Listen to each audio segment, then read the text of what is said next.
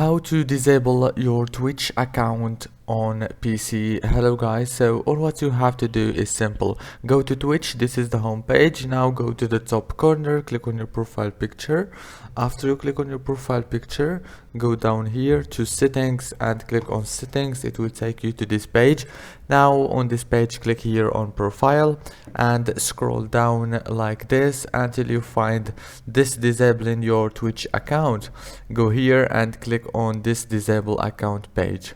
Now here, as you can see, all what you have to do is click on disable account and your account is gonna be disabled easily and fast.